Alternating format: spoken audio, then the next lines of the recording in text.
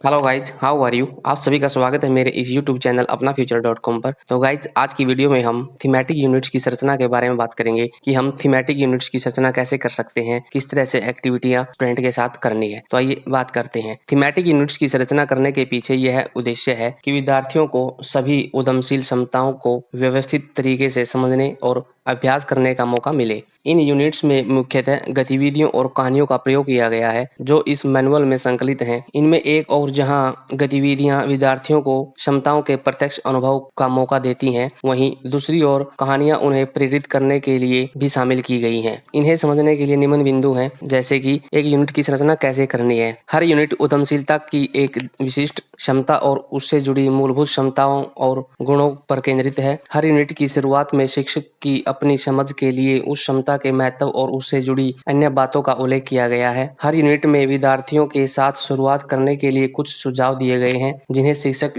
जरूर इस्तेमाल करें। हर यूनिट में गतिविधियां और एक कहानी है, कुछ अपवादों को छोड़कर। हर गतिविधि या कहानी एक खास क्षमता से जुड़ी है जिसके आधार पर उसके बारे में चिंतन के लिए प्रश्न दिए गए हैं। हर गतिविधि या कहानी की शुरुआत परिचय से होती है जिसे शिक्षक विद्यार्थियों को पढ़कर सुनाएगा। हर गतिविधि या कहानी 4 चरणों में बटी हुई है जिन्हें नीचे दिए गए चित्र के माध्यम से दर्शाया गया है। जो भी भाग हाईलाइटेड होगा उस चरण के निर्देश वहां दिए गए होंगे। जैसे अब हमने जो एक्टिविटी करनी है वो कैसे करनी है और चिंतन एवं चर्चा कैसे करनी है और सीखे साथियों के साथ यानी कि साथियों के साथ कैसे सीखना है और अपने जो पॉइंट ऑफ व्यू है उनको साझा करना है, अपने एक्सपीरियंस को साझा करना है। जैसे कैसे करना है, इस चरण में गतिविधि करने के लिए निर्देश दिए गए हैं। फैसिलिटेटर यानी कि एज ए टीचर विद्यार्थियों को निर्देश देते हुए उनसे गतिविधि कराएगा। चिंतन एवं चर्चा में क्या करना है, इस चरण में गतिविधि कर लेने के बाद के चिंतन के प्रश्न दिए गए हैं जिन्हें फैसिलिटेटर को विद्यार्थियों के साथ साझा करना है। फैसिलिटेटर ये प्रश्न बोर्ड पर क्रम से लिखकर या बोलकर विद्यार्थी से बात कर सकते हैं। अब सीखे साथियों के साथ ये एक स्टेप है। इस चरण में विद्यार्थी चिंतन एवं चर्चा के दौरान निकाले गए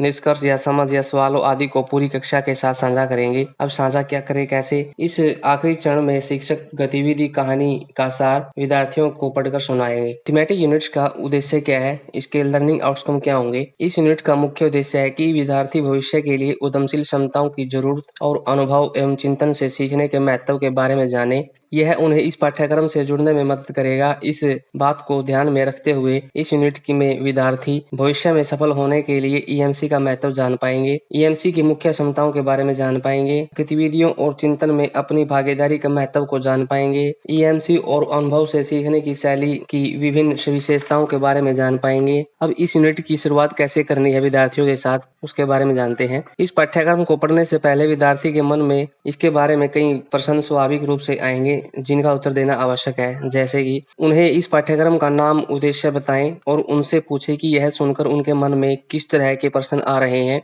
जो भी क्वेश्चन उनके मन में आते हैं उन्हें बोर्ड पर लिख दें। अब विद्यार्थियों से पूछे कि हम साइकिल चलाना या तैरना या डिबेट करना या रिसर्च करना या लोगों के साथ मिलकर काम करना, आत्मविश्वास से अपनी बात कहना आदि कैसे सीखते हैं। क्या हम उन्हें सिर्फ इनके बारे में पढ़कर सीखते हैं। इस पर कुछ देर उनसे चर्चा करें और करके सीखने के बारे में उनके विचारों को बोर्ड पर लिख दें। अब उनसे पूछें कि वे लोगों के साथ मिलकर काम करने, समस्याओं का समाधान करने, आत्मविश्वास से अपनी बात करने, तर्क करने आदि को अपने भविष्य के लिए कितना जरूरी समझते हैं और क्यों समझते हैं। उन्हें उदाहरण के साथ अपनी बात करने के लिए प्रेरित करना है, मतलब प्रोत्साहित करना है। उनसे पूछे कि इन क्षमताओं को सीखने के लिए क्या करना होगा। इस चर्चा को संक्षेप में साझा करते हुए विद्यार्थियों को बताएं कि ईएमसी उन्हें भविष्य में सफल होने के लिए जरूरी उद्यमशील क्षमताओं के बारे में जानकारी देगा, उद्यमशील क्षमताओं को स्वयं करके सीखने के विभिन्न अवसर देगा। आगे की गतिविधियां हमें इस पाठ्यक्रम और इसमें निहित क्षमताओं और इसके सीखने के तरीकों को